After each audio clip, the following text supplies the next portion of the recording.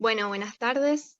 Para nosotros es un honor presentar a nuestra querida compañera, colega, en esta instancia de presentación de uno de sus libros.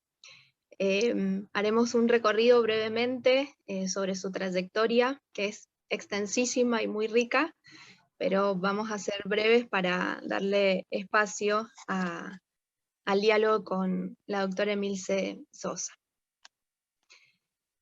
Bueno, la doctora Emilce Sosa es doctora en Historia y postdoctorada en Ciencias Sociales, Humanidades y Arte, magíster en Arte Latinoamericano, especialista en docencia universitaria.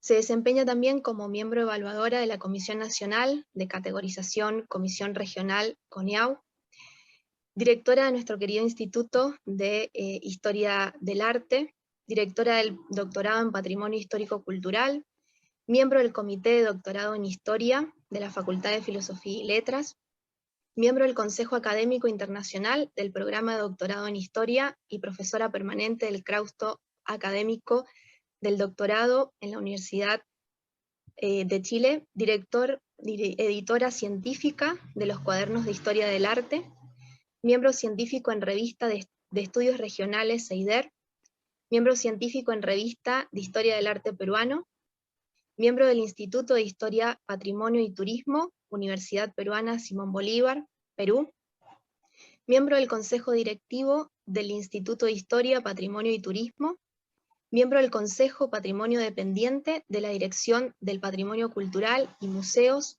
Secretaría de Cultura del Gobierno de Mendoza.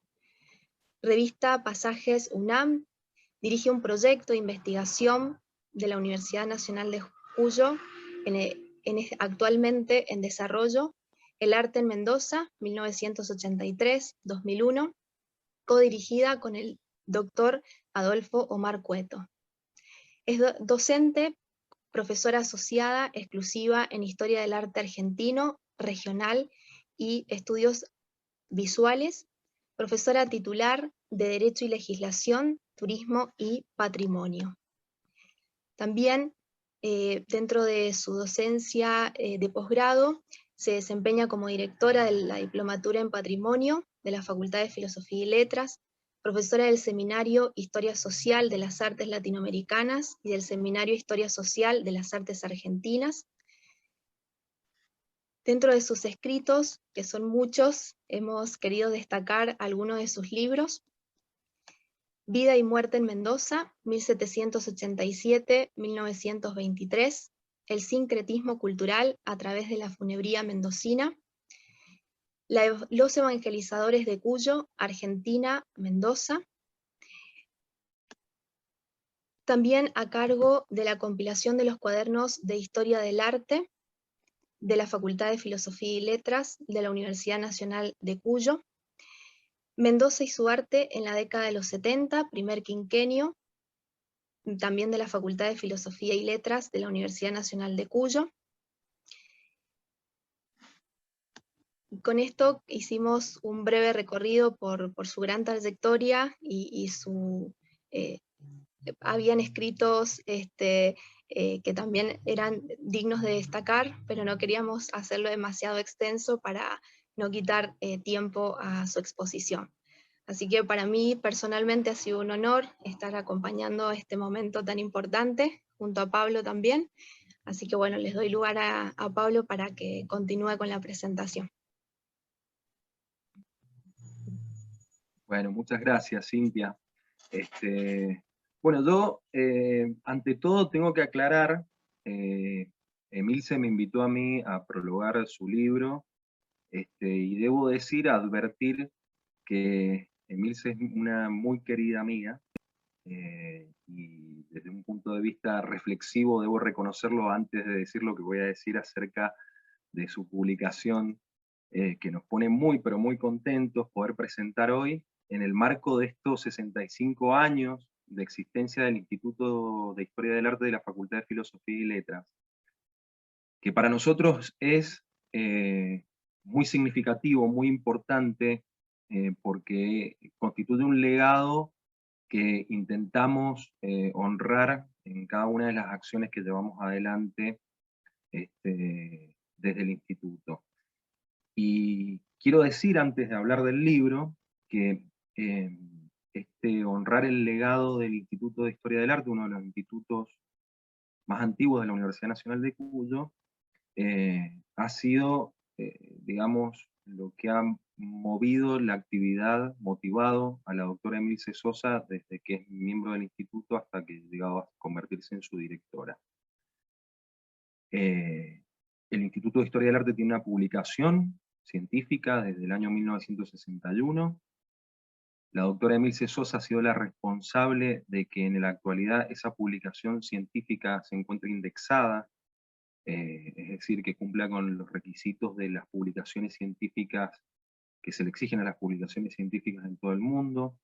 No ha parado de indexar la revista. Yo quería aprovechar esta oportunidad para decir esto. También decir que fue la responsable de organizar el primer Congreso Internacional de Historia del Arte, Cultura y Sociedad, así se llamó, su primera edición en la Facultad de Filosofía y Letras. Hasta entonces, en Mendoza no se había organizado ningún Congreso de Historia del Arte. Y quiero decir algo más, y que tiene que ver con el contenido de este libro, y con el desarrollo de la exposición que voy a dar, y es que yo creo que la doctora Emilce Sosa lo que ha generado dentro del Instituto de Historia del Arte es una apertura hacia todo tipo de enfoques teóricos, hacia todo tipo de enfoques metodológicos, lo que significa una apertura de las líneas de trabajo, y creo que es algo que se visibiliza en su propio trabajo, y especialmente en el libro que estamos presentando ahora, este libro que se titula Bouguereau, llega a Mendoza de la mano de pintores viajeros. Lo primero que tengo que decir respecto a este libro es una cuestión, si se quiere, formal, ¿no? Pero que ha sido algo que a mí me ha gustado mucho de este libro, y es la cantidad de ilustraciones que tiene. Nosotros tenemos, no sé si es producto de las condiciones de producción editorial, probablemente, a las que nos vemos sujetos en nuestra provincia, pero en general los libros de historia del arte, las publicaciones de historia del arte tienen pocas imágenes. Y este no es el caso. Es un libro muy generoso en imágenes, y también, lo cual nos permite pensar a través de esas imágenes, junto al texto, al relato, a los análisis que la profesora y doctora Emilce Sosa desarrolla a lo largo de la publicación.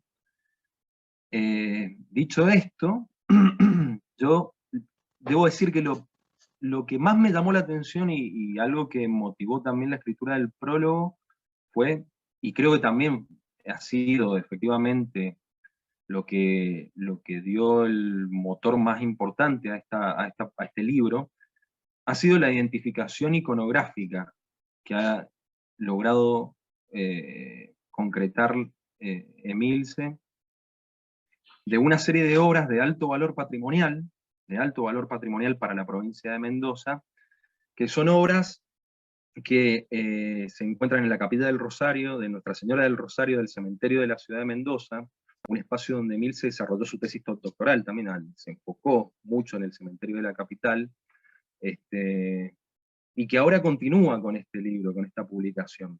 Solo que se ocupa de las pinturas, del ciclo de pinturas, que se encuentran en la capilla de Nuestra Señora del Rosario del cementerio de la capital. Y algo que, digamos, la historia del arte no hace muy frecuentemente en los últimos tiempos, es algo que ha hecho la doctora Emilce Sosa, que es hacer un estudio iconográfico de esas pinturas, y constatar efectivamente que se trata de copias de obras académicas francesas, que uno puede encontrar en los museos más importantes de Francia, como el Museo d'Orsay o el Museo del Louvre, con los cuales se contactó especialmente para que le enviaran las imágenes que ilustran parte de esta publicación. Yo recuerdo también cuando Emilce estaba elaborando el libro, los momentos en los cuales discutíamos acerca del problema de la copia. en el instituto, cuando podíamos ir, cuando no estábamos encerrados por el problema de la pandemia. Hubieron varios momentos en los cuales, cuando Emil encuentra que estas obras de Desirée Burrelis, no había mencionado a los artistas, discúlpenme, y Antonio Bergamaschi, que se encuentran en el cementerio de la capital de Mendoza, eran copias de obras de muy alto nivel de William Bouguereau, ¿no? De este académico de número francés. Y el problema era, digamos, se extendía más allá del tema de la copia en sí, de la identificación de estas obras como copias.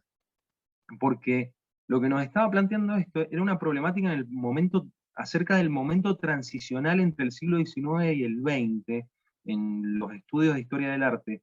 Por lo general los estudios de historia del arte, al menos en Mendoza, tienen como una especie de parteaguas, ¿no? Están los historiadores, sobre todo historiadoras, la mayoría de las personas que se dedican a la historia del arte en Mendoza son historiadoras del arte, y desde los cuadernos de historia del arte que se ocuparon del siglo XIX, se ocupan del siglo XIX como si fuera un momento de que luego con los estudios del siglo XX no tuvieran una relación muy clara, ¿no? No se analiza el momento de transición, y me parece que lo que abre este libro es precisamente la necesidad de enfocarnos en ese momento transicional, en ese momento en que las concepciones acerca del valor artístico empiezan a modificarse, y concentrarnos también en de qué manera es que se modifican. Porque claro está, y esto lo sabemos muy bien, que a partir después del centenario, y sobre todo a partir de los años 20, la copia en el mundo del arte está muy mal vista. Es identificada como plagio. Yo recordaba, por ejemplo, que algo que no le comenté a Mills en su momento, lo recordé ahora, antes de la presentación, es que, por ejemplo, en la revista Claridad, en los años 20, apareció una sección dedicada a denunciar las copias que hacían artistas de otros artistas o ilustradores, ¿no? Entonces los artistas podían enviar por correo cartas denunciando a colegas que habían incurrido en la copia, ¿no? Es como que el arte moderno, posterior al centenario de la Revolución de Mayo, y después también la influencia de las vanguardias, concebían la creatividad, esta idea de crear desde cero, como un valor fundamental, ¿no? Pero parecía ser que no era un problema mayor unas pocas décadas antes. Y esto abre una serie de problemas, y me parece que la actualización de estos problemas es, sin lugar a dudas, uno de los grandes aportes de este libro. De hecho, tras la lectura de este libro, hemos estado horas hablando con Emilce de la posibilidad de centrarnos en ese momento transicional, de ver qué fue lo que pasó con estos artistas que estaban muchas veces de paso en Mendoza, o de modo intermitente en la ciudad, viviendo en hoteles, por ejemplo, ¿no? Y que se dedicaban o bien a realizar encargos, ¿no? Encargos como fue el caso, precisamente, que estudia muy en detalle la doctora Emilce en este libro. Yo recordaba que, a propósito del tema de la copia, también, que este libro también representa para nosotros, para los historiadores del arte, una advertencia. Creo que ha sido formulada, por supuesto, con anterioridad, pero que muchas veces olvidamos, o es muy difícil tenerla presente todo el tiempo. Olvidamos que nosotros partimos de nuestros propios esquemas perceptuales, de nuestras propias concepciones del arte, ¿no? Y tendemos a proyectar hacia el análisis del pasado esas propias percepciones, esos esquemas perceptuales. Entonces, esto fue precisamente lo que generó los debates con Emilce acerca de cómo es posible que estos encargos hayan sido copias tan fidedignas, tan literales, de obras francesas canonizadas. Es decir, ni siquiera son obras de desconocidos. Nosotros, pensando en ese momento de cómo el artista ocultó que esto eran copias, pero probablemente no debió ocultarlo, ¿no? estos son el tipo de problemas que se nos presentan. Y hablando precisamente de nuestros propios esquemas perceptuales, este planteo del libro que presentamos hoy, nos recuerda la necesidad de tener este cuidado cuando nos ocupamos de obras del pasado. Por eso, en ese sentido, yo recordé un libro fantástico, un libro de Michael Baxandall, titulado Pintura y vida cotidiana en el Renacimiento, que tiene un capítulo que se llama El ojo de la época. Y en ese capítulo analiza precisamente esto, es cómo los historiadores del arte tenemos que intentar reconstruir la mirada moral de la época en la que las obras fueron producidas, ¿no? Y me parece que Emil se apunta a eso, porque no es un problema fácil tampoco. Y uno lo puede corroborar releyendo ese capítulo, sobre todo de Michael Baxandall, este historiador británico brillante, que por cierto es un libro que va a retomar Bourdieu luego, para insistir que en parte el trabajo del historiador del arte consiste en realizar algo que él define como una etnología histórica, es decir, un trabajo que exige que el historiador reconstruya de alguna manera la institución de la mirada de la época a la que pertenecen las obras que está estudiando, ¿no? Entonces, todas estas cosas recordaba yo a medida que iba releyendo el libro de Milce, que iba pensando en las charlas que habíamos tenido cuando lo estaba elaborando. Indudablemente que no es solo el tema de la copia, aunque yo considero que es uno de los temas que personalmente más me movilizó, más me inquietó de la propuesta de Milce, y creo que a Milce también, creo que ella también fue uno de los motores, digamos, de este libro, porque si ustedes cuando lo lean, van a ver que empieza con ese problema y termina con ese problema, el libro. Empieza con el problema de la copia y termina con el problema de la copia, ¿no? En un intento, debo decir ahora, que es de revalorización del patrimonio artístico y cultural de la provincia de Mendoza. Y que significa esta revalorización de este patrimonio una reconsideración de ciertas visiones que se ha tenido de la cultura mendocina y que Emil se, digamos, retoma y pone en cuestión, digamos. Este tema, en torno al centenario de la Revolución de Mayo, identificó a Mendoza como una especie de erial cultural, como una especie de vacío cultural, como un lugar en el cual, debido al gran terremoto de 1861, que tiró a la ciudad al piso, eh, había generado un vacío cultural, ¿no? Y en esto hubieron intelectuales que contribuyeron a afirmar esta idea, como Julio Leónidas Aguirre, por ejemplo, desde Mendoza, pero también figuras tan importantes como Ricardo Rojas, ¿no? Que en su momento hablaron de Mendoza como un espacio inculto. También con las categorías de cultura que se manejaban entonces, que eran, digamos, categorías que estaban más asociadas a las artes cultas y a la literatura, ¿no? Pero que creo que es acertado que la doctora Sosa eh, ponga nuevamente en consideración, y lo hace reconstruyendo un linaje artístico que no es para nada desdeñable, ¿no? Y que es parte de toda la elaboración que desarrolla en los diferentes capítulos del libro.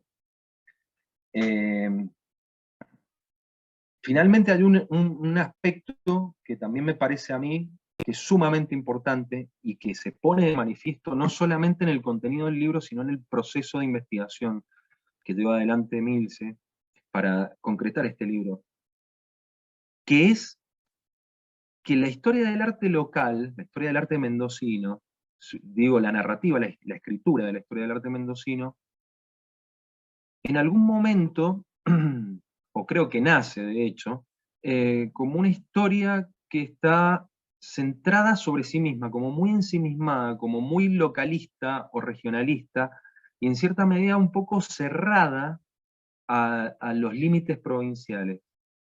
Y lo que viene a demostrar el trabajo de Milce es que no podemos pensar la historia del arte así, nuestra historia del arte local. Es que lo que ha determinado nuestra historia del arte local es precisamente sus relaciones a nivel nacional e internacional incluso.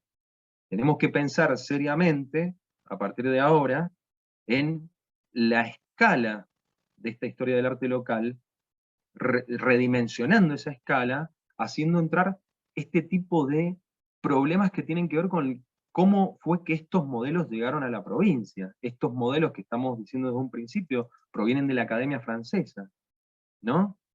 ¿Cómo fue que llegaron aquí? O, por ejemplo, la vida de Antonio Bergamaschi, que intercalaba entre Mendoza y Buenos Aires, o de Ciré Burrelí, que intercalaba entre Chile y Mendoza, etc.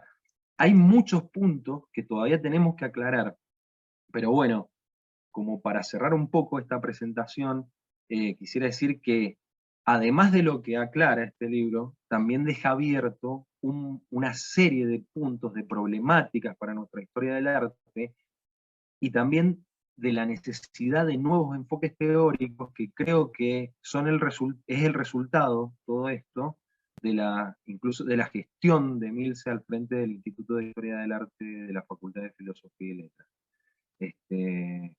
La apertura que propone este libro es la apertura que ella ha propuesto para la investigación en Historia del Arte desde el Instituto de Historia del Arte de la Facultad de Filosofía y Letras. Así que, con mucho cariño y mucha alegría, es un gusto para mí y es un honor que Milce me haya elegido para prologar su libro y ahora para presentarlo. Así que estamos muy felices, Milce, de esta obra tuya y bueno, y esperemos que podamos seguir desarrollando este tipo de investigaciones y disfrutándolas también. Así que bueno, yo ahora te quiero ceder la palabra para que nos cuentes más en detalle de qué se trata esta obra y saludarte, agradecerte y felicitarte. Bueno, ante todo me van a hacer llorar porque, bueno, ustedes saben el aprecio y el cariño que yo les tengo a los dos y bueno, no creo que sean tantos los méritos, pero, pero bueno, yo se los agradezco de corazón. Creo que este trabajo es un trabajo inicial, como vos decías recién, Pablo, para futuras investigaciones y que más que dar resultados a mí, me dejó con más preguntas que con certezas. Así que si quieren, yo les agradezco muchísimo sus palabras porque realmente es reconfortante y uno siente que, bueno, que no está tan equivocada y que el camino que uno eligió seguir está dentro, más o menos dentro de la línea correcta. Así que, bueno, voy a pasar a compartir el PowerPoint para... Un segundo. Aquí.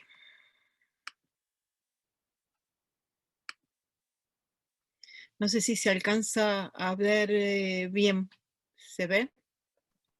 Se ve, Milce. Se ve, perfecto. Perfecto, perfecto. Bien. Bueno, en esto voy a tratar, porque soy de hablar mucho, entonces voy a tratar de ser lo más concisa posible con respecto a la presentación de este libro, que como Pablo fue y comentó y muy generosamente accedió a hacer el prólogo de este trabajo, que como se plantea es un trabajo inicial. Quiero empezar comentando que las obras que se han tomado en este estudio son dos.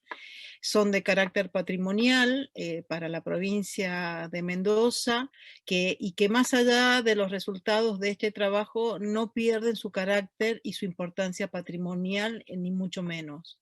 Entonces, bueno, a partir de esta aclaración voy a comentarles un poquito. Bueno, aquí está, como vemos, el título.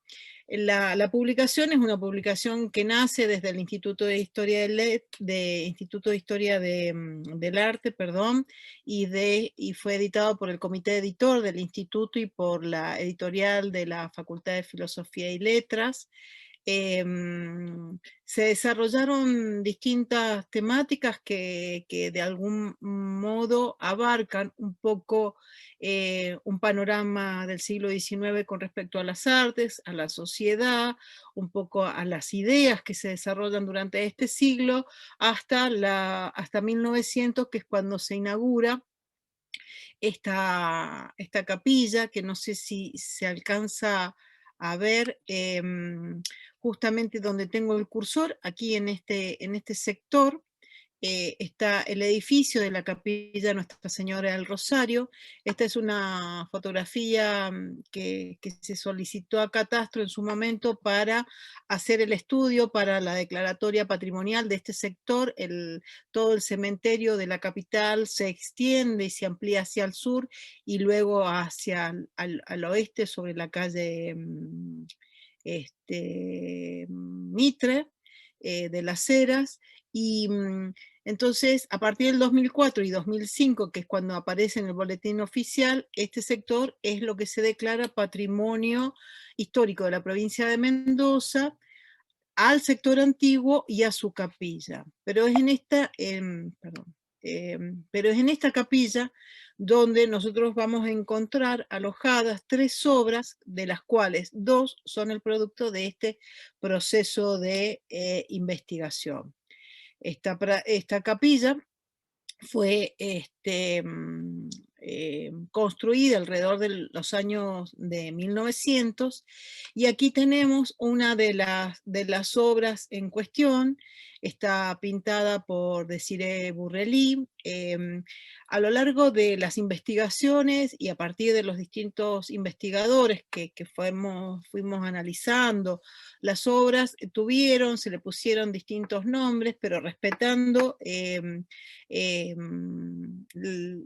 el autor no le puso nombres, vamos a seguir con esa designación. Es una obra sin título que llegó aproximadamente, según los datos consignados por la licenciada Cristina Sonego, a través del ferrocarril en 1908, cuando Desirée Burrelly ya no se encontraba en la provincia. Tanto Desirée Burrelly como Antonio Bergamaschi, que va a ser el autor de esta obra, que también es un maruflash, ahora voy a explicar cuál es esta técnica, son 2 artistas, uno italiano y el otro francés, que van a pasar alrededor de mediados hacia fines del siglo XIX por la ciudad de Mendoza. El maruflash, que es esta técnica, no sé si lo pronuncio bien, por ahí alguien que sepa francés, por ahí se enoja conmigo porque lo pronuncio mal, pero es una técnica sumamente antigua que viene mucho antes del medioevo, que es hacer un entablillado, una estructura de madera con tablillas de madera, donde luego se agrega una capa de yeso, y mientras el yeso está fresco, se adhiere y se pega un lienzo, que es donde después se va a desarrollar la obra pictórica.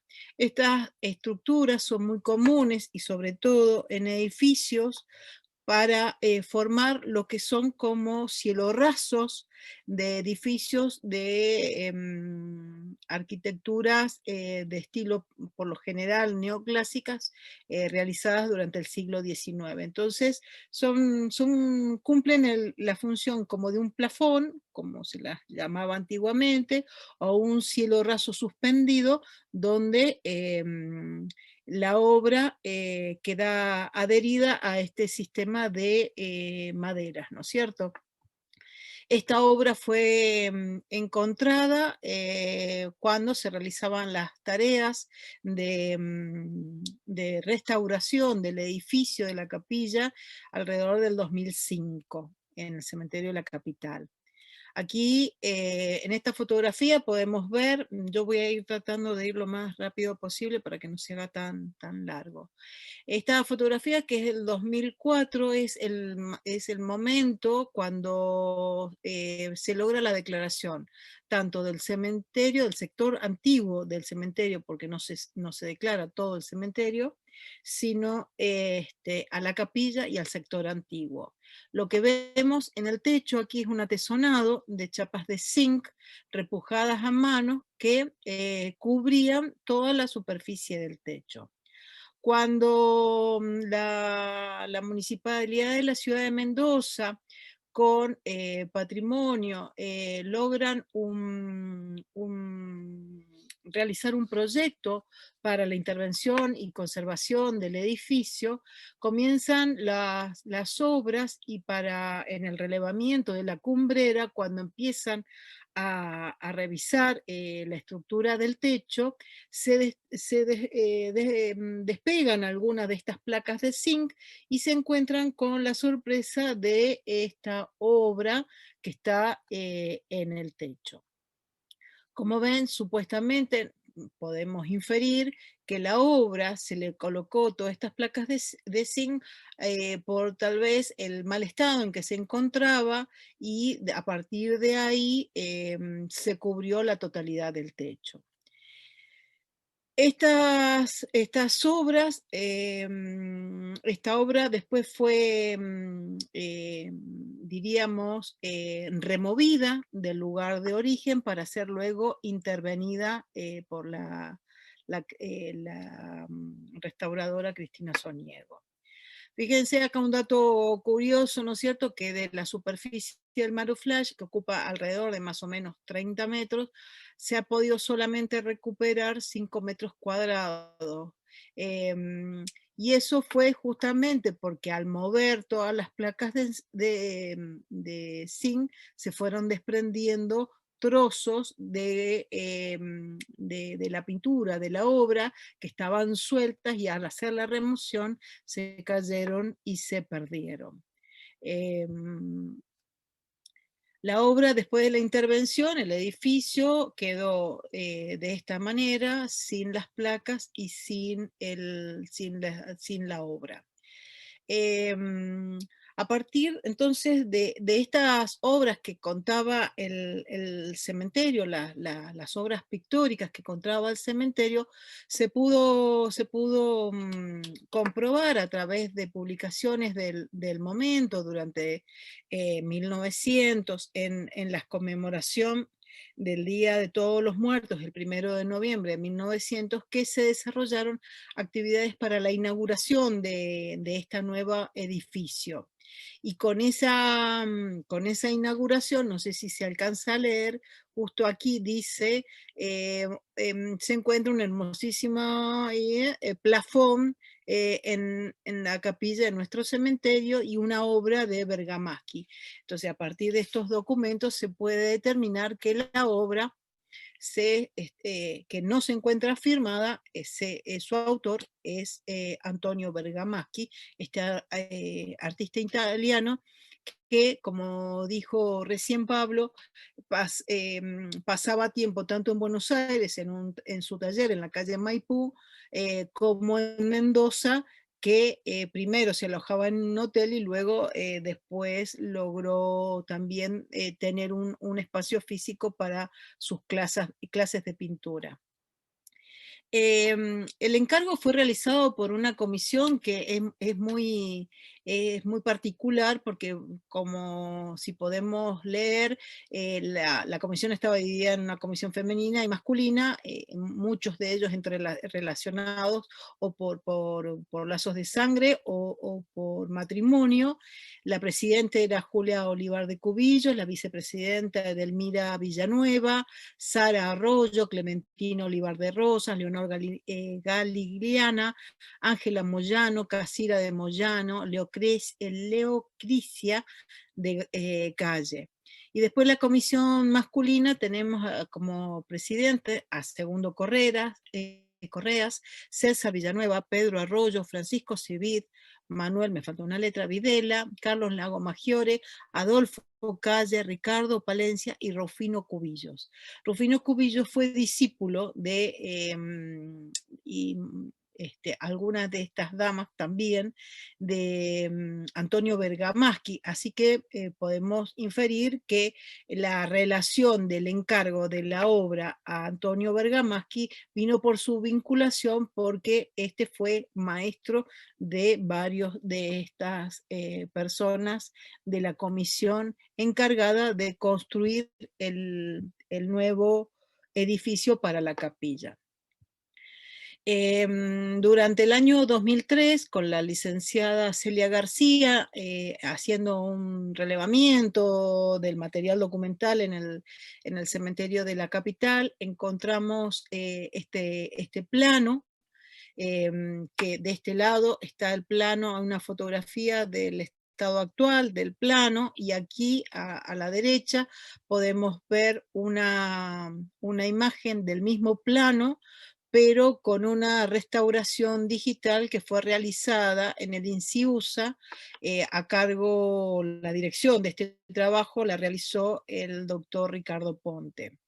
Es significativo porque, si bien yo recién comenté que la capilla fue con esta nueva capilla y esta obra, sobre todo del plafón, porque el cuadro llegó en 1908, después de la inauguración del edificio, nos encontramos este plano que está fechado 1900. Y aquí aparece una capilla con una sala una habitación para el sacerdote o sacristía, y 2 habitaciones para la administración. Está el pórtico de ingreso, lo vamos a ver acá que está mejor, en el pórtico de ingreso, y el detalle, ¿no es cierto?, de la planimetría de este proyecto.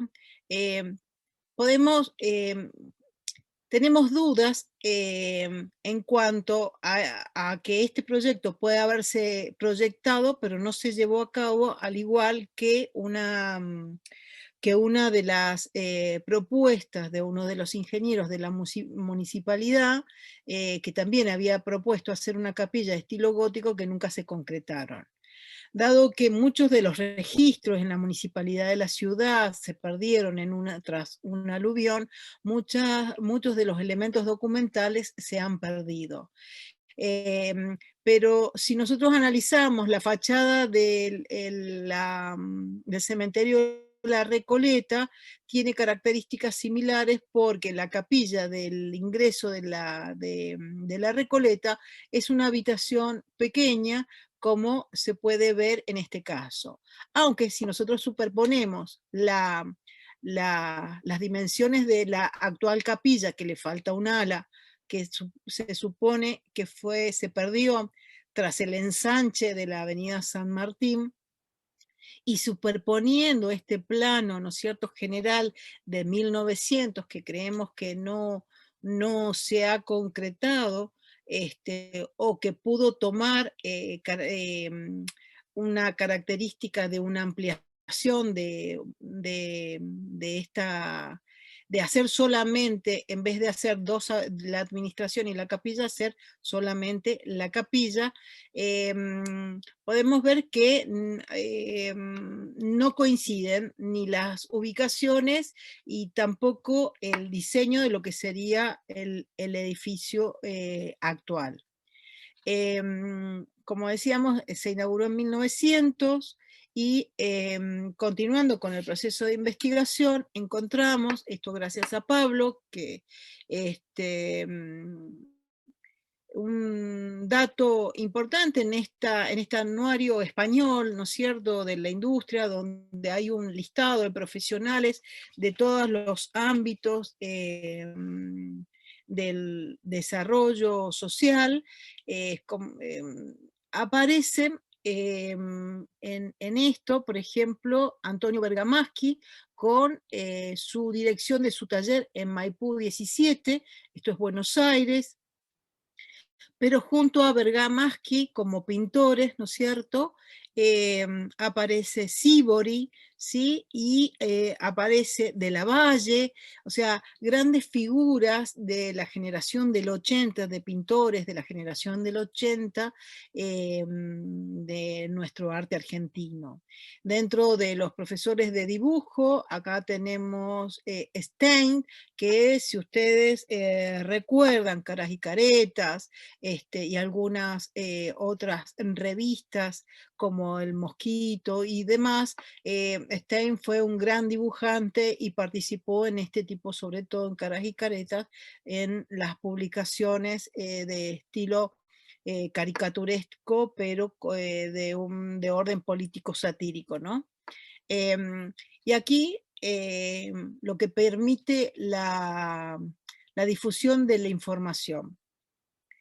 A partir de esta gran cantidad de bancos de información que se han digitalizado, podemos llegar a esto, a encontrar la obra que nosotros tenemos en nuestro cementerio de la capital, pero la obra original. La obra original hay una diferencia entre la obra original y las obras mendocinas de unos 10 años, 15 años, un poco más, no recuerdo bien la fecha.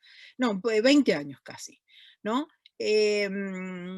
Entonces,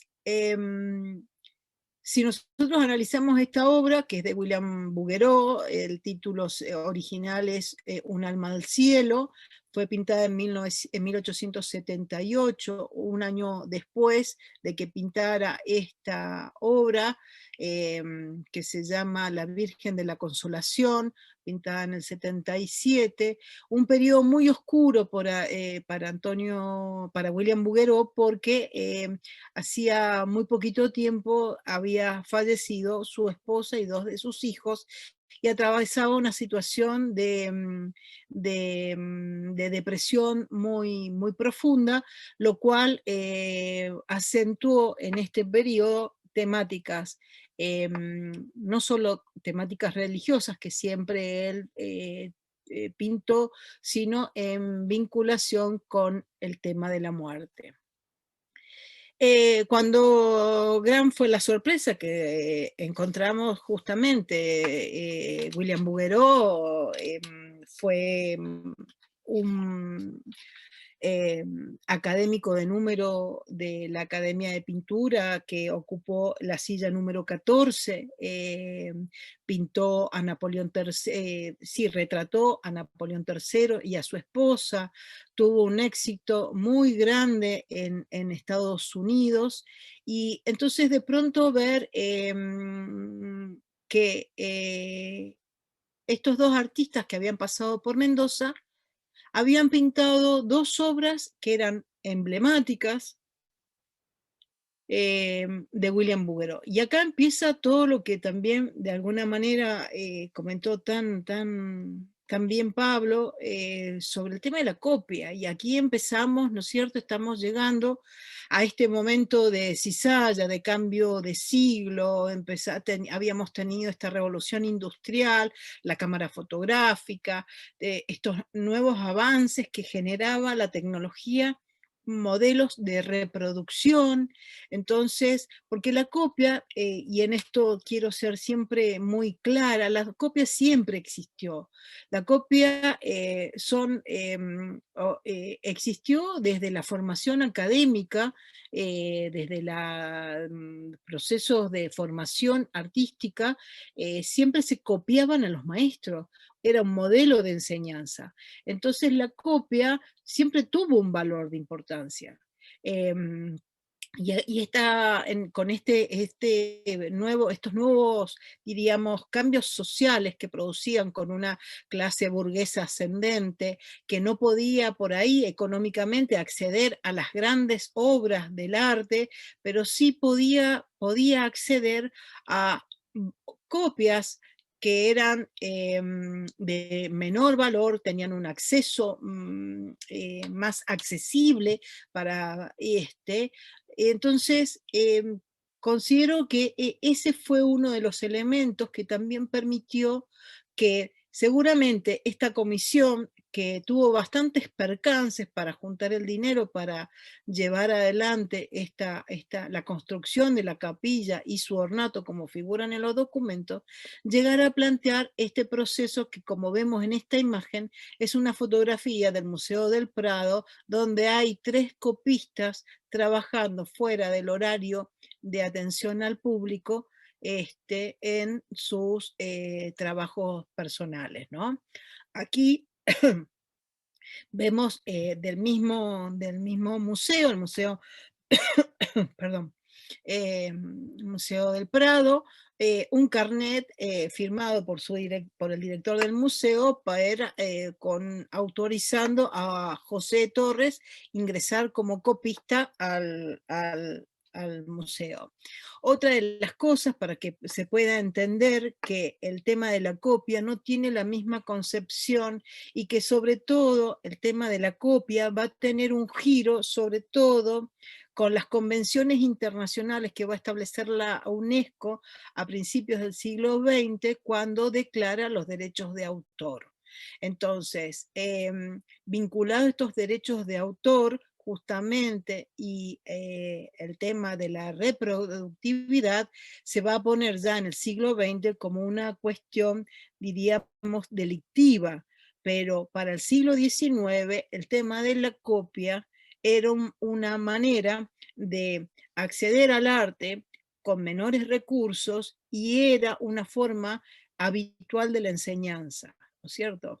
Y aquí esta firma que me parece preciosa, ¿no? Que está firmada por Manet en el Museo del Prado en 1865.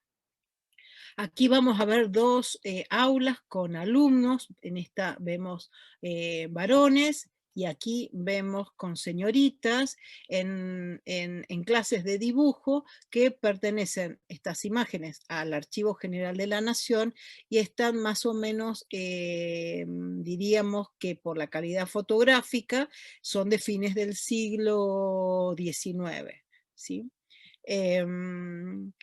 Siguiendo con el concepto de la copia, nosotros aquí vemos una imagen del Parque General San Martín y podemos ver los caballitos de Marly. Los caballitos de Marly, las esculturas originales están en Francia y podemos establecer que estas copias fueron compradas por el gobierno en 1911 y en 1927, se estaba chequeando, se compraron 24 calcos, si no mal recuerdo y no tengo mal anotado aquí, para el Rosedal del Parque General San Martín. También luego hubo otra compra de reproducciones de calcos que fueron al Museo Provincial, al Museo Fader, y a lo que era la academia que hoy están en la Facultad de Artes. Quiere decir que, como vemos, y en esto también quiero hacer una aclaración muy breve, cuando hacía la investigación y leía algunos trabajos realizados en Chile sobre el tema de la copia, leía que el Museo Nacional de Bellas Artes de Santiago nace con una gran partida de copias compradas en Europa, que luego, cuando el museo se va consolidando institucionalmente, y puede ya puede hacer uso de un mayor presupuesto, empieza a reemplazar lentamente estas copias por obras originales.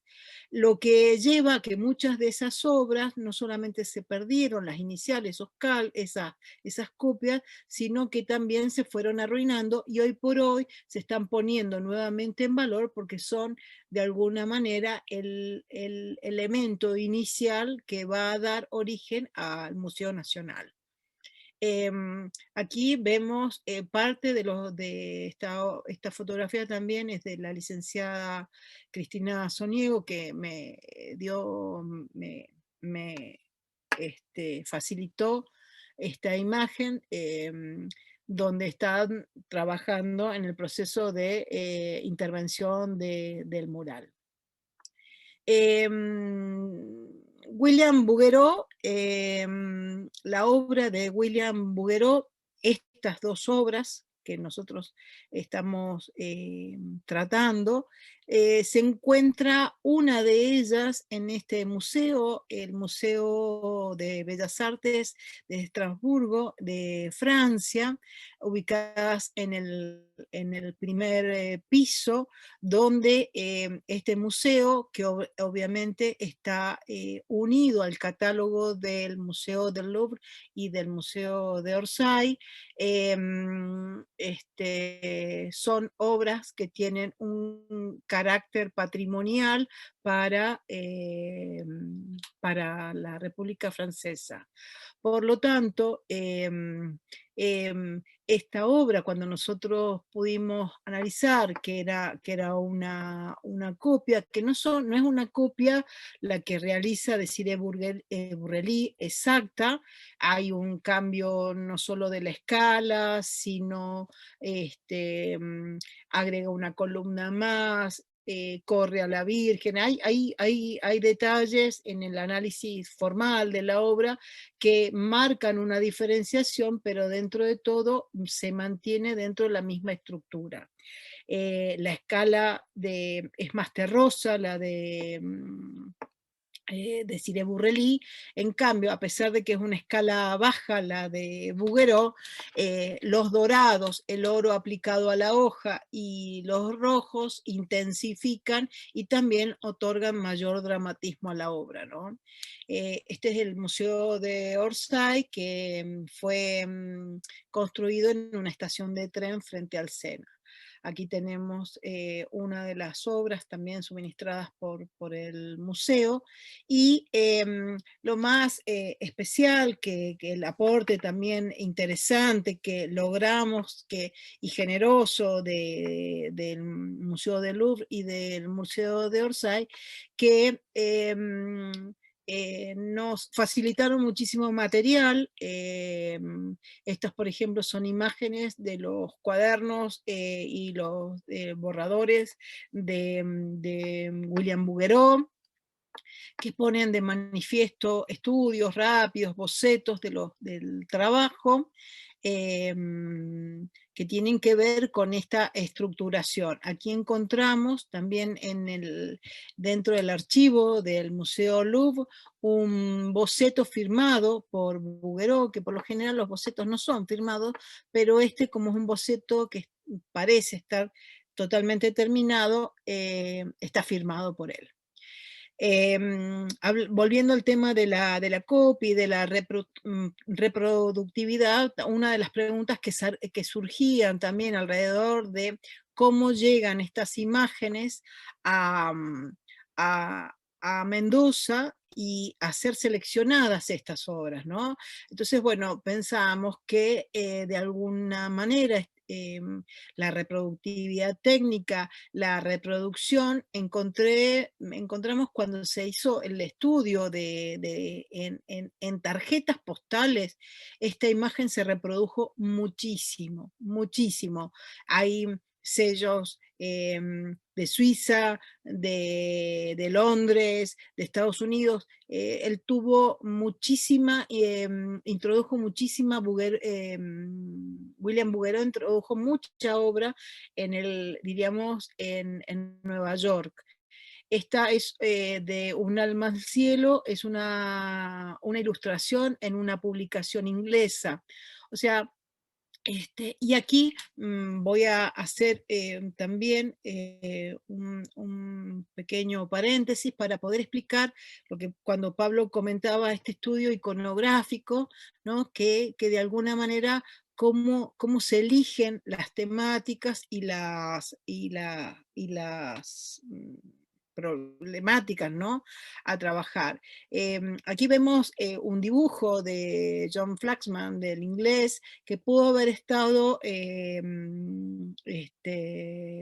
basado en una tabla de Tommaso Piroli, que es uno de los cantos de la Ilíada de Homero, cuando es trasladada el alma, de Sarpedón, cuando es llevado por Hipnos y Thanatos a Licia. Entonces es la concepción del traslado en Un alma al cielo, otra de las temáticas, y que hay varias de Santa Catalina, de Alejandría, cuando el mito dice que ella muere tras haber sido flagelada, y entonces el mito dice que un grupo de ángeles la trasladó hasta una cueva cerca del Sinaí. Esto es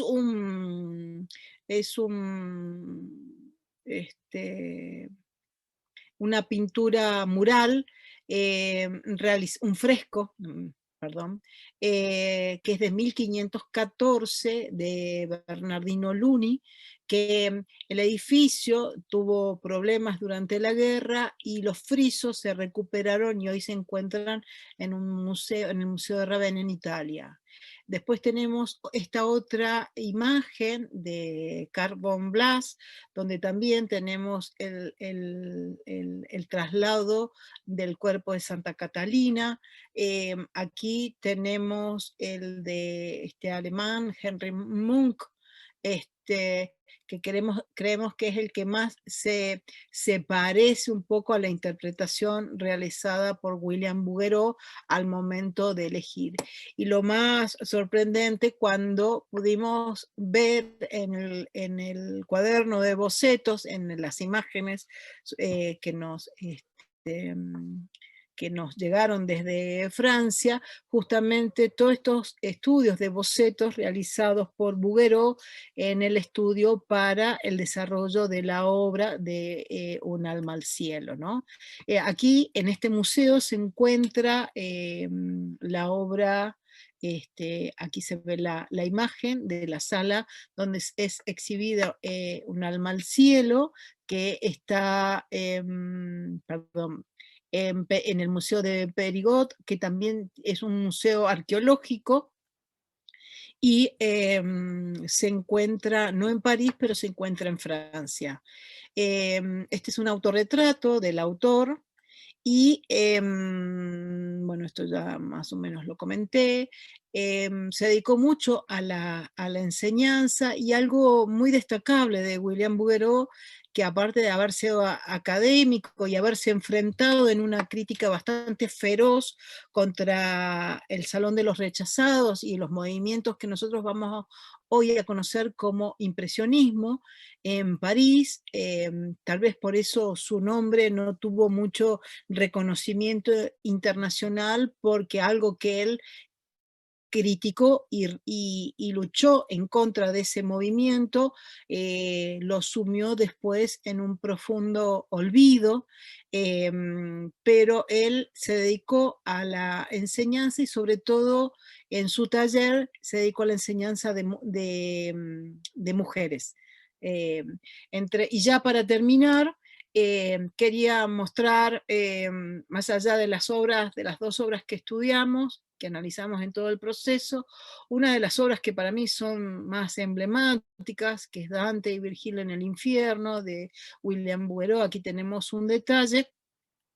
Y para cerrar, la única obra que se encuentra en la República Argentina está en el Museo Nacional de Bellas Artes en Buenos Aires, y en la página web podrán encontrar un relato muy rico de la doctora Laura Malosetti Costa, que habla y hace un análisis de esta obra bellísima que la trajo Uriburu a la Argentina. Bien, con esto yo termino, y para cerrar el tema, quiero poner énfasis más que nada en esto de que, aunque las obras sean reproducciones o temáticas, porque es un tema, el tema, lo que es lo que es la copia, no se pone en cuestión ni la técnica, ni mucho menos, no se pone en cuestión el valor patrimonial. Eso no se pone en duda en ningún momento, porque volvemos a insistir, el concepto de copia para el siglo XIX no es el concepto que se va a dar en el siglo XX con los derechos de autor luego. Así que para nosotros tienen muchísimo valor, le agrega también un plus y algo diferente, y bueno, esto, como decía Pablo y como iniciamos, deja mucho más temas para investigar y para abrir, para seguir continuando, ¿no? No sé si dejé de compartir. Sí, dejaste de compartir, Emilce. Bueno, fantástico, Emilce. Buenísima la exposición. Gracias. Me encantó la parte de las comparaciones iconográficas, de la reconstrucción iconográfica de esa obra. Yo estoy un poco obsesionado con el tema de la copia. Vos mencionás un proceso de más largo plazo. Yo podría comentar simplemente algo a lo que hiciste referencia, que son las copias de obras de arte del Renacimiento, sobre todo la gran mayoría que hay en el Museo Provincial de Bellas Artes, Emiliano Guiñazú, Casa de Fadre, que fueron compradas en 1948, si no me equivoco. No, 28, a principio del siglo, 28. No. Las copias Alinari fueron compradas en el 48. Perfecto, sí. Cuando Suárez Marsal, cuando el que se encarga de la conviene dirección del casa. museo para renovarlo, Sí. fíjate vos, o sea, compran, es una gran cantidad de obras, de reproducciones Alinari, y que en la muestra inaugural o de reapertura del Museo Fader ocupan gran parte del espacio de exposición. O sea, en esta idea que tenía Suárez Marsal, de que era necesario exhibir esas copias de arte del Renacimiento, fundamentalmente, para cultivar estéticamente al pueblo. Claro, porque tienen fines didácticos, Pablo. Claro, pero lo que, fíjate vos, o sea, que es otro aspecto también muy interesante para trabajar, sobre todo después del encuentro que tuvimos en las jornadas anteriores con el doctor Miñolo. O sea, ya no podemos ver del mismo modo ese tipo de políticas de representación, ¿no es cierto? Luego del cuestionamiento de los enfoques decoloniales, ¿no? Estaba pensando en eso, ¿no? Cómo digamos, esta industria de la reproducción, porque las copias Alinari son de mediados del siglo XIX que se empiezan a hacer. Los hermanos Alinari arman una suerte de industria de la copia, y llegando a mediados del siglo XX en Mendoza siguen siendo como el canon a imitar, es decir, el patrón de referencia para la educación estética del pueblo. De hecho, los artistas viajeros cuando viajaban con rollos, con estos rollos de pinturas que eran pinturas propias, pero eran copias de estos grandes maestros, y que ellos de alguna manera, cuando llegaban a algún lugar, mostraban las destrezas que habían logrado, mostrando la capacidad, si sobre todo alguien había conocido las obras originales, había tenido la posibilidad de estar en Europa, de poder mostrar que tenían las mismas capacidades y destrezas, ¿no? Sí, Hay una cuestión también que a mí me lleva a algo que también me da vueltas en la cabeza en forma permanente. Los talleres durante el periodo colonial y sobre todo en manos de las comunidades religiosas tenían formas de pintar muy utilizando algunas técnicas que eran de medievales, el tema de el calcar la imagen que se iba a dibujar en un papel, perforar el papel, ¿no es cierto? Y después sobre la tela, a modo de pintura en serie, porque eran los encargos que había que cubrir, porque la orden había vendido 3 vírgenes, 4 santos, y así se hacían los encargos. Entonces, con una espólvora que creo que se llama así, era carbón molido envuelto en una gasa, en un trapo, se pasaba por los agujeritos del papel, se hacía la transferencia y venían los aprendices. Ahí los aprendices hacían los fondos, hacían las vestiduras, y después venía los que sabían más, entonces hacían los detalles, por ejemplo, los encajes, y al final venía el maestro y pintaba los encarnes, todo lo que era rostros y manos, que era el maestro. Cuando ya el maestro tocaba la obra, esa obra ya estaba lista para ser distribuida. Entonces ya partían. Con esa misma técnica de reproducción, porque es una técnica, son talleres anónimos, no hay firma en la obra.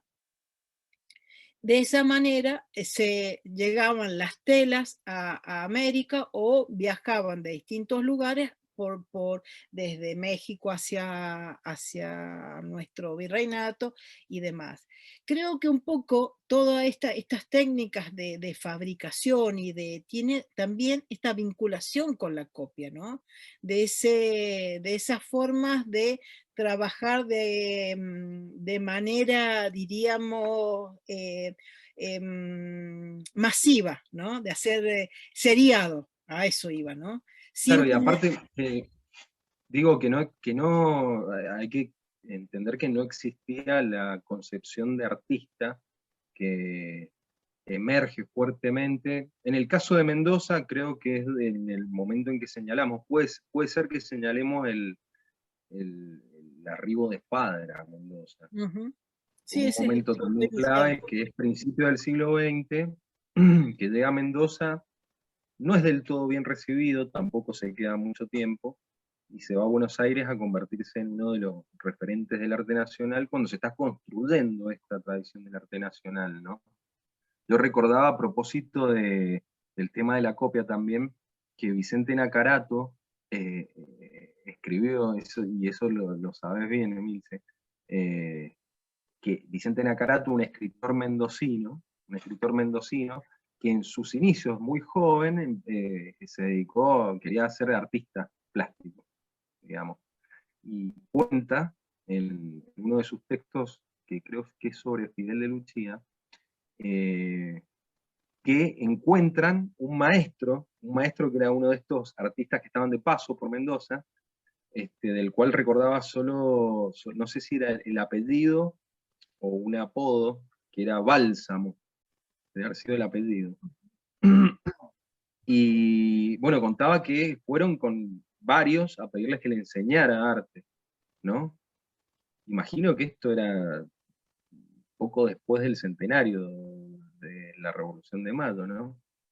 Y antes de que retornara Vicente Laire Estrella y fundara la academia que fundó en 1915. Y cuenta que le pidieron al maestro dejar de copiar láminas, El maestro Bálsamo les enseñaba a través de la copia de láminas, como vos bien lo mostraste en las fotografías que vimos, ¿no? Era como el método de enseñanza. Querían pintar del natural, querían dibujar del natural, y el maestro se los prohibió, diciéndoles que no les iba a corregir los trabajos que no fueran las copias que Porque él son las indicara que hicieran. concepciones académicas, claro.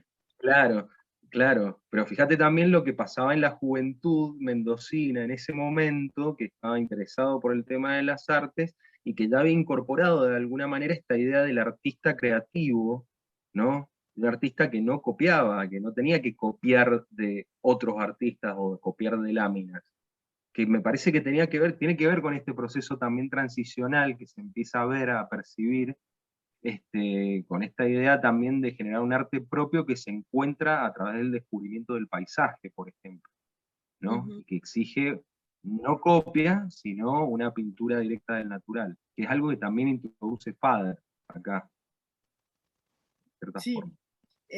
hay a fines del siglo XIX ya hay un censo que determina que hay 6 talleres de pintura, ¿no? De enseñanza de la pintura. Y creo que también hacia finales, ya comenzando esto que vos decís, comenzando con el siglo XX, hay una nueva generación también que sale, que logra las becas, que se va a formar afuera, que empieza a estudiar afuera, y empieza a traer nuevas ideas sobre el arte, ¿no? Que era un poco esto de que Bouguereau rechazaba, ¿no? El Salón de los Rechazados, y de pronto había una discusión entre los artistas de cómo se debía pintar y qué se debía pintar, porque Bouguereau responde a una escuela romántica, pero muy centrada dentro de la academia. Él aparte de ser miembro de la academia, él era muy academicista en sus formas de pintar y de trabajar. Entonces, el empaste, aquella uso de la espátula, del pincel para William Bouguereau, eso no entraba en su cabeza, ¿no? Esas técnicas nuevas que rompían con todo un esquema de proceso artístico, y por ende los temas también. Entonces yo creo que creo que bueno, durante el siglo XIX también se van dando muchísimos, ¿no? Muchísimos cambios. Esto del arte con los procesos revolucionarios, este cambio, ¿no? De paradigma de un arte netamente religioso y reproductivo en el sentido del retrato, muy centrado en el retrato y los temas religiosos, cambia a un momento de la representación de los héroes de la revolución, la conformación de estas nuevas identidades de estos nuevos estados que empiezan a emerger, y hacia fin del siglo empieza todo un proceso tecnológico que es el puntapié para mí siempre en la cámara fotográfica, ¿no? El tema del daguerrotipo, el tema de la imagen que libera el arte para otras formas de pintar.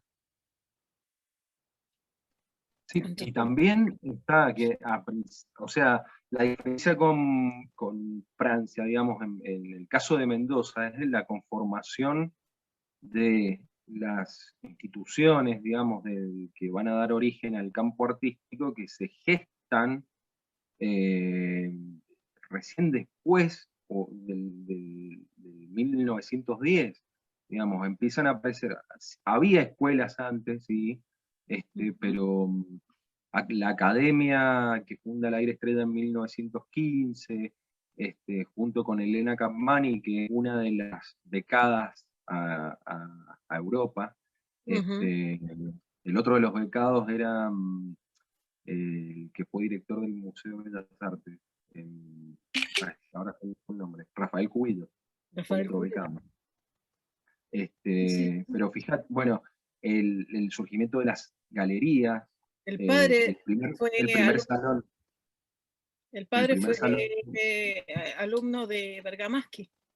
Claro, claro. Sí, Bergamaschi, de hecho se dice que la era estrella, lo que pasa es que no hay corroboración de esto, que cuando inició fue, y yo en realidad tengo dudas con respecto a eso, porque en sus memorias la era estrella no lo menciona Bergamaschi. Yo creo que si hubiese sido maestro de él, lo hubiera mencionado. Pero digo, esta diferencia también está en que el proceso de conformación del campo artístico se gesta alrededor del carácter más bohemio, de la perspectiva más bohemia, que los jóvenes tienen esa visión un poco idealizada de lo que es el arte francés, ¿no? Sí, Y ahí se genera la formación del campo artístico y este quiebre con estas tradiciones que eran habituales, que son las que vos has descrito, que eran las tradiciones más académicas en Europa, y que empiezan a chocar acá en el caso de Mendoza, con estos jóvenes que tienen una perspectiva más de la bohemia y de ese arte, por decirlo, eh, más vinculado a la creatividad y a cierta rebeldía, ¿no es cierto? Me parece. Me parece. Por ejemplo, es llamativo ya con la creación de la Academia Provincial de Bellas Artes en Mendoza en 1933, que el centro de estudiantes que se forma inmediatamente, eh, la primera obra de teatro que pone en escena es La vida bohemia. claro, bueno, ahí ya tenés un detonador. Claro, digo, pero todo este proceso, digamos, que tiene sus particularidades en Mendoza, este, pero que es muy, muy, muy interesante ver cómo se da ese momento de transición. Todavía hay muchos puntos oscuros en ese momento de transición, ¿no? Entonces, Hay, hay un elemento también clave en Bergamaschi, porque Bergamaschi antes de irse en 1906 de la provincia ya definitivo, se va, me parece, medio mal, él había sido nombrado el año entre 1906 y 1907, no, más o menos, se especula que él se va de la provincia. Él había sido nombrado director de la primera escuela de oficios que tenía características de formación académica del dibujo en Mendoza. Entonces, que era nocturna, o sea, era, y que hay algunos antecedentes en Buenos Aires. Entonces, bueno, es importante también esto, ¿no? Porque si bien está dentro de una estructura netamente academicista, lo que va a plantear Bergamaschi, que después, bueno, no le van a pagar el sueldo y se enoja y se va, renuncia y se va, de alguna manera va a dejar sentado algunas bases para después la futura academia ya provincial, que bueno, que va a tener un cambio y un giro, ¿no? Porque obviamente tanto Bergamaschi como Desiré Burrelli al elegir o al pintar estas obras, y aparte yo no lo dije, pero esto está planteado en el libro, de Sidé Burrelli tenemos un legado sumamente importante, que es toda la obra de los retratos que tenemos en la legislatura provincial, o sea, la sala de los gobernadores está pintada, todos los cuadros del siglo XIX, una gran mayoría están pintados por él. Entonces, podemos encontrar, igual que de Bergamaschi, encontramos muchos retratos en la Junta de Estudios Históricos, en el Museo del Pasado Cuyano. Entonces, el legado de ellos ha sido sumamente importante en la provincia, no solo con obras, sino con la formación de estos que ellos creo que, como dice Marta Rodríguez Vidritos, ellos sentaron el germen para el nacimiento del arte local. Es como que sentaron el primer germen, ¿no? Y a partir de ello es que después la siguiente generación nacida en Mendoza van a ser los pioneros que van a abrir las puertas al arte local. claro, incluso sería también como hipótesis trabajarlo como oposición. Vos decís que Bergamaschi se fue, por ejemplo, eh, con malas relaciones de Mendoza. Sí, fue Yo ahora enojado, justo parece. sí, sí, No. yo recuerdo en este momento em, que en una de las biografías de Fernando Fader, cuando Fader regresa a Mendoza después de sus estudios en Múnich, y que llega, y que está acá hasta 1905, si no me equivoco, y después se va a Buenos Aires después de esto, producto de que no encuentra en Mendoza lo que estaba buscando, en principio. Hay una carta que le envía Javier de Verda a Fader, con quien había entablado una relación. Y da a entender Javier de Verda de que cuando Fader llegó con las ideas que llegó a Mendoza, hubo entre los artistas que actuaban en Mendoza una cierta hostilidad hacia él, hacia la figura de Fader. No tengo pruebas, pero tengo para mí que puede haber sido Bergamaschi, precisamente, es decir, por la gravitancia que tenía él en Mendoza, ¿no? Como formador, el predicamento que tenía en el ambiente, puede haber sido que en ese momento, o podría ejemplificarse el choque, el impacto entre tendencias distintas, digamos, entre concepciones del arte muy diferentes, porque no hay que olvidar que Fader venía de Múnich y venía de la secesión muniquense, ¿no? Es decir, de este movimiento que estaba, que si bien estaba inscrito en el orden académico, estaba reaccionando y resquebrajando los esquemas académicos, ¿no? Entonces, digamos, también lo podemos leer hipotéticamente, este proceso que pongámosle transicional, porque le venimos diciendo así desde el principio, puede ser como un proceso de oposición, o sea, explicar este momento como un momento de enfrentamiento y oposición. La definición del arte moderno que vendría después de Bergamaschi, Burrelí y todos estos, se define a sí mismo por oposición a esa tendencia anterior, ¿no? No como continuidad, sino como ruptura, ¿no? Que puede estar ejemplificada en esta hipotética, porque sigamos diciendo que es hipotética, choque entre Bergamaschi y Fader. Yo tengo para mí que fue Bergamaschi a quien hacía referencia a Javier de Verda.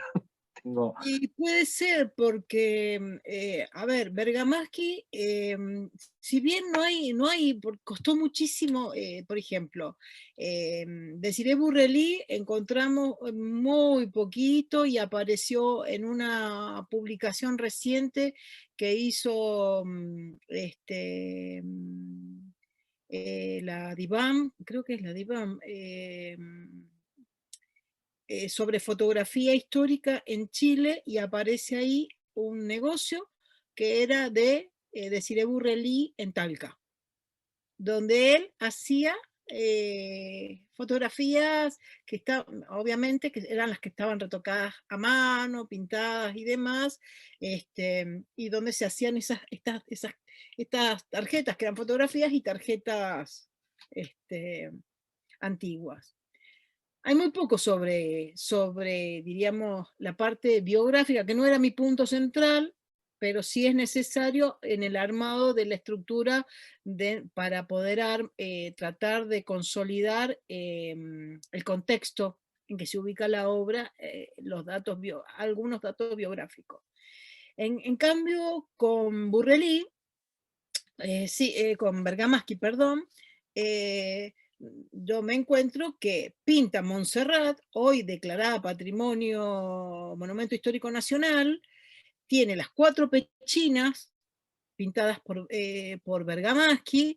Entonces, en este anuario aparece encabezando el listado de pintores, cuando tenemos de Lavalle, o sea, justo la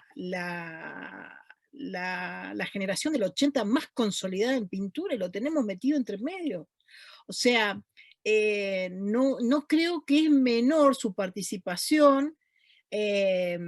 Creo que él participó de la discusión, tal vez no fue muy escuchado, por eso también desaparece, porque otro de las intrigas mías, ¿por qué desaparece? Pinta un edificio, las 4 pechinas, y casi no hay datos. O sea, uno va armando la historia con pequeñas migajas donde uno puede ir reconstruyendo su historicidad, pero a esta altura tendría que tener más datos concretos, y no los hay. Claro, lo que pasa es que por ahí también fue en el contexto en el cual él estaba El ir y trabajando. venir. De ir y venir también de la modalidad de trabajo que tenía, también, esta cuestión de trabajo por encargos, quizá no sabemos si perteneció a organizaciones artísticas de la época, pero también que justo en ese momento se da el momento de ruptura precisamente con la generación de los primeros modernos, como dice Malosetti Costa, ¿no? Claro. Donde aparece Fader con el grupo Nexus, ¿no? Que vienen a disputarle a ese grupo el gobierno de las artes, nada menos que la dirección de las artes a nivel nacional, con una concepción no solo a nivel visual, a nivel plástico, sino también con una concepción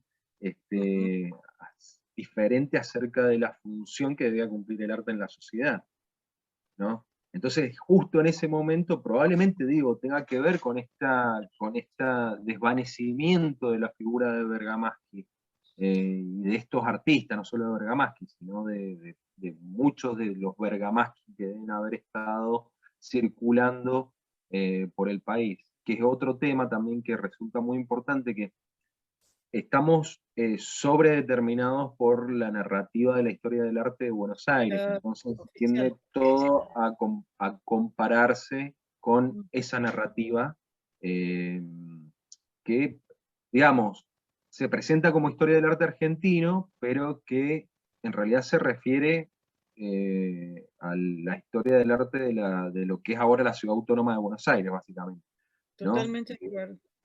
Entonces, quizás, para esclarecer este tipo de inquietudes, de preguntas que tenemos, deberíamos en realidad tomar como referencia los trabajos que se estén realizando en otras provincias argentinas, ¿no? Quizás por ese camino nosotros encontremos las explicaciones que no encontramos vía la adopción de los modelos narrativos que encontramos en la historia del arte dominante, digamos, que es la de Buenos Aires. Lo que pasa es que Buenos Aires se convirtió en el discurso hegemónico del arte argentino, y de hecho pasó a ser representativo como arte argentino lo que se desarrollaba en Buenos Aires. Entonces, obviamente, yo eso también lo planteo, que Mendoza no alcanza un desarrollo social y cultural como el de Buenos Aires, ni mucho menos, pero no por eso no desarrolla arte.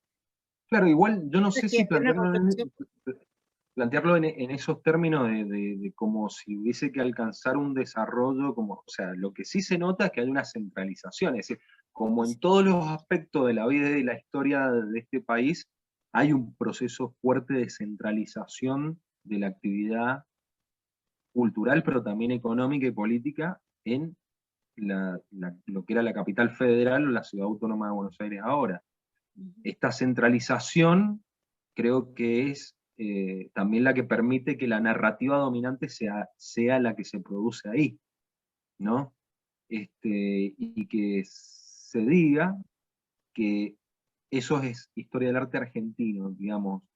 Por supuesto que hay que ver cuáles han sido las relaciones históricas concretas entre las provincias y Buenos Aires, pero también hay que empezar a ver cuáles han sido las perspectivas reactivas que han generado movimientos plásticos en el interior que no se corresponden con la dinámica y el desarrollo de las artes en el centro, digamos, del sistema artístico que es Buenos Aires. Yo te voy a dar 2 fechas.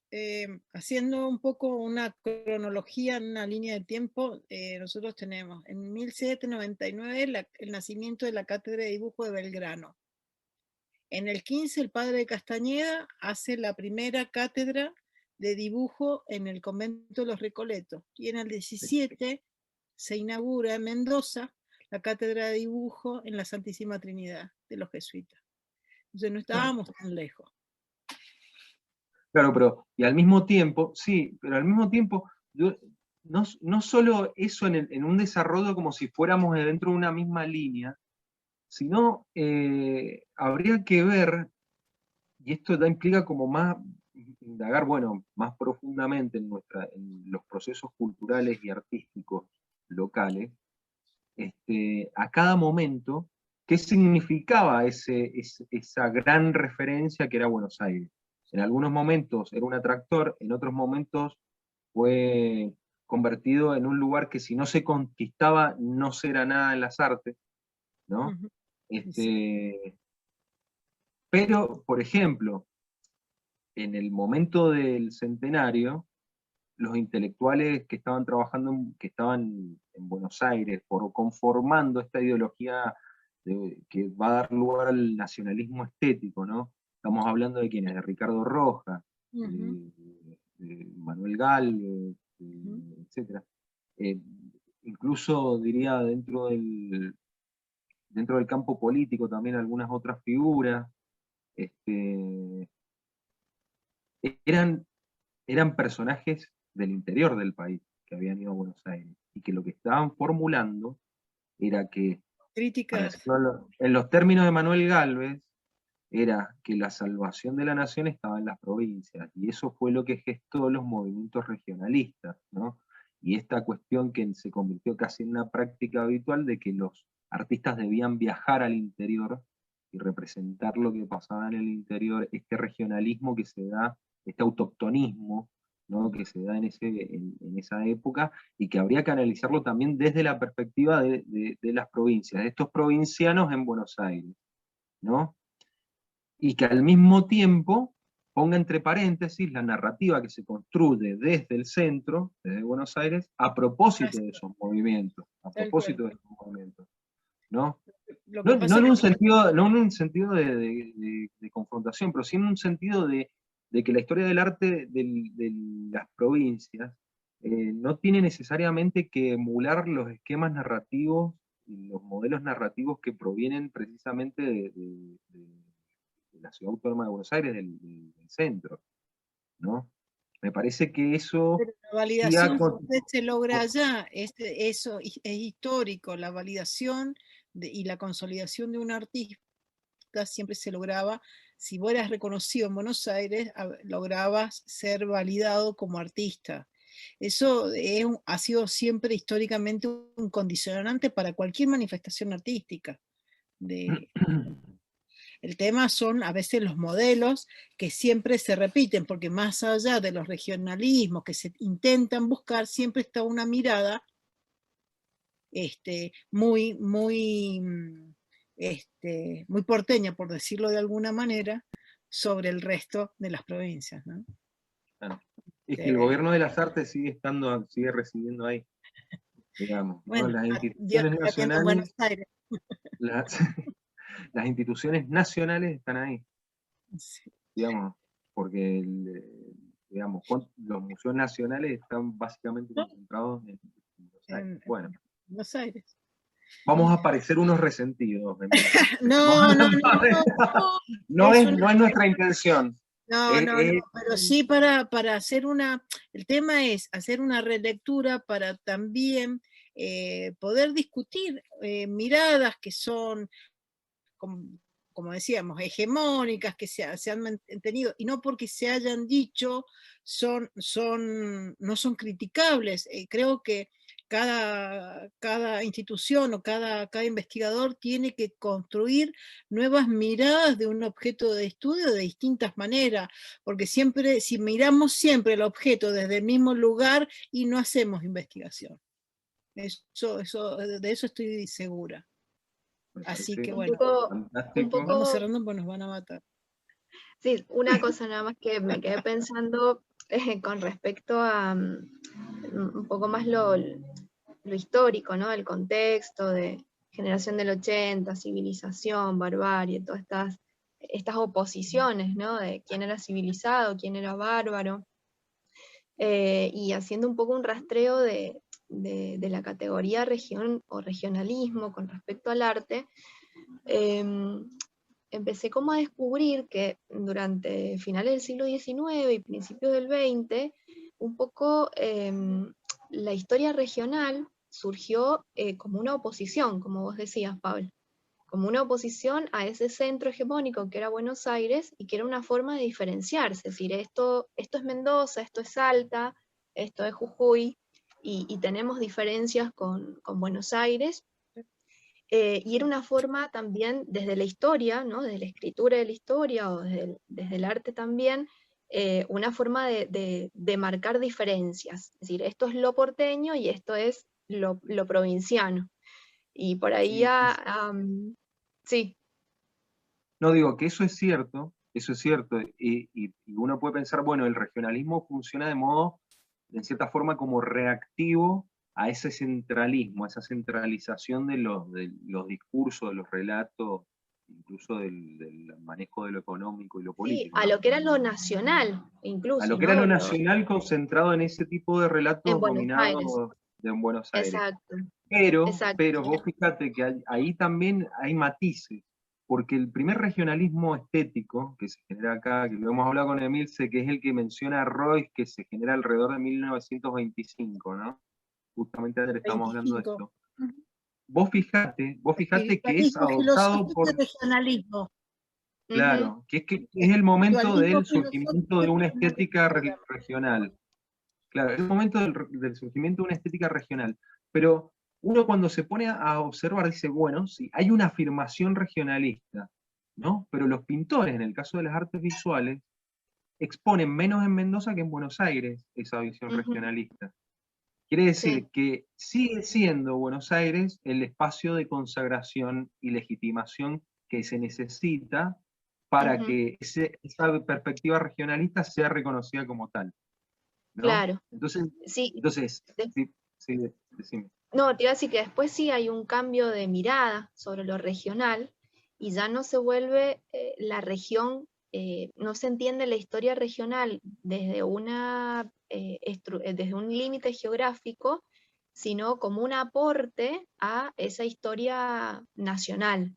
Entonces ya hay un vínculo como un poco más sano, si queremos decirlo, entre lo que es región y lo que es ese centro hegemónico. Entonces ya Buenos Aires ya no se escribe una historia regional para diferenciarnos de Buenos Aires, sino para dar un aporte a esa historia nacional. Es decir, que desde Mendoza también se generan situaciones, hechos, procesos que hacen a la historia nacional. Entonces ahí hay un cambio de paradigma interesante, que, bueno, todavía no lo termino de transitar, pero sí me parece bueno sobre todo traerlo para nuestro instituto, decir, bueno, ¿qué estamos entendiendo por regional? Es decir, Claro, es ya no estamos fundamental. entendiendo como una limitación geográfica que solamente es Mendoza, sino que estamos aportando a una historia del arte mayor, ¿no? Y que no responde ni siquiera ya a una discusión con ese centro hegemónico que siempre ha sido Buenos Aires, en nuestro caso.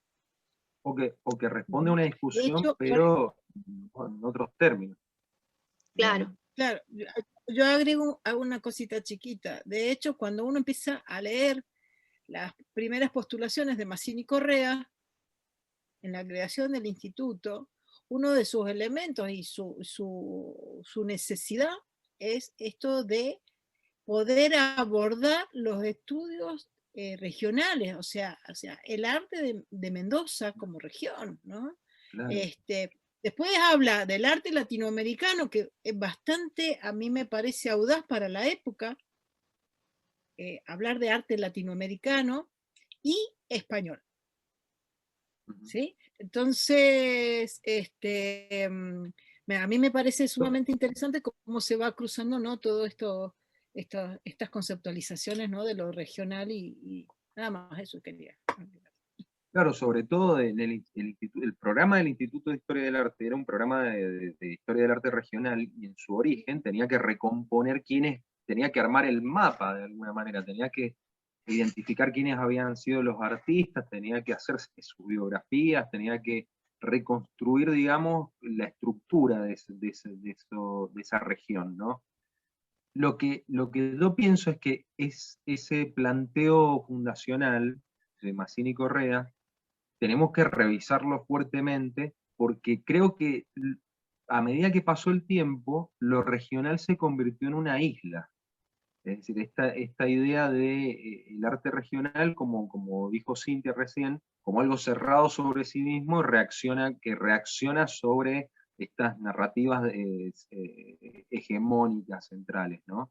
Pero que genera un problema que es no ver el arte local en sus vinculaciones con procesos nacionales e internacionales.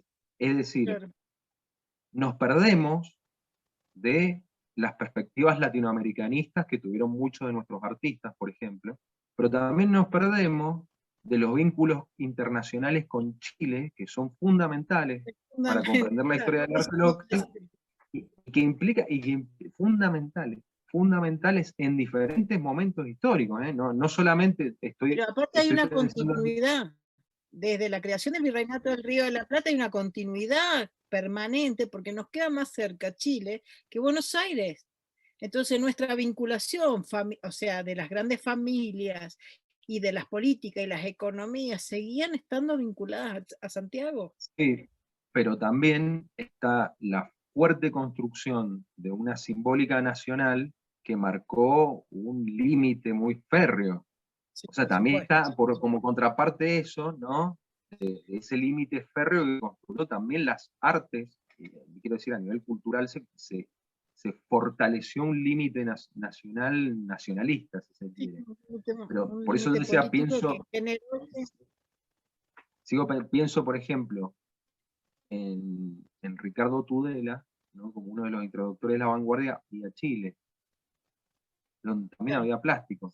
Pero también pienso, por ejemplo, en los vínculos desde un pensamiento internacionalista, como en los años 50, Luis Quesada, yendo al Congreso Continental de la Cultura en Chile para reunirse con la intelectualidad chilena, donde estaba Pablo Neruda, por ejemplo, ¿no? O los vínculos en los años 30 entre Pablo Neruda y el mismo Ricardo Tudela. Es decir, que un regionalismo, sí, totalmente, un regionalismo demasiado cerrado, que en principio sirve como actitud reactiva al discurso hegemónico de las artes y la cultura, si se perpetúa en el tiempo de un modo acrítico, termina cerrándonos la posibilidad de pensarnos. A ese no lo tengo. El prólogo es de Neruda. Bueno, pero para ver, por ejemplo, cuando a Ricardo Tudela nos estamos yendo muchísimo, lejísimo de tu libro, me parece. Nos estamos yendo, estamos avanzando en el tiempo. Por eso nos van a matar, así que vamos cerrando. Nos van a matar, lo vamos cerrando, me parece que vamos cerrando, porque si no nos ponemos a charlar, parece un diálogo entre casos. Sí, bueno, pero bueno, gracias chicos, yo les agradezco haberme acompañado. Este es un momento, en esto yo, en otras cosas soy más caradura, en esto que es más personal soy más tímida, así que les agradezco un montón, porque, bueno, ustedes ya lo saben, son parte de mí, así que gracias por acompañarme hoy. Bueno, Emilce, nosotros estamos encantados de ser parte de este instituto, de lo que ha significado el giro que ha cobrado el instituto también desde tu dirección, la posibilidad que nos das a nosotros y a todos los investigadores que forman parte de él, de discutir del flujo libre del pensamiento que hay en el instituto y el entusiasmo, sobre todo en estos temas de investigación. Y muchas felicitaciones por tu libro, y estoy seguro que va a seguir generando respuestas y nuevos interrogantes. Así que... Bueno, felicitaciones, Liz. Ha sido un placer acompañarte. Gracias. Y muchas gracias a todos los que nos siguieron a través del canal de YouTube. Sí. Felicitaciones en el chat, aplausos por la exposición, así que ha sido de gran convocatoria.